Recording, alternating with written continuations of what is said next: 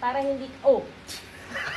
Ito yung tinatawag na nasal rinse at ito naman yung nasal rinse mix. Ganito ang itsura niya pag naka-assemble. Ang nozzle na to ay recommended for adults at ito naman yung nozzle na recommended for children. Para makagawa ka ng nasal rinse solution, itong nasal rinse mix na to ay i-dilute mo dito at lalagyan mo siya ng distilled water.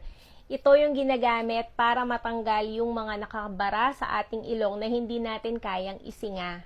At ganito nga namin siya ginamit noong tinry siya ng anak ko. Gagawin para mapadaloy mo yung solution sa iyong baradong ilong. For safe usage ng ating product, children should be guided by adults while using the product. Ganyan nga lang kasimple gamitin yung professional nasal rinse. Kung kailangan mo rin ito, click mo yung link dito ng Yellow Basket para mai-order mo na. At maganda rin, readily available lang to sa bahay mo kasi hindi talaga natin alam kung kailan natin to kakailanganin.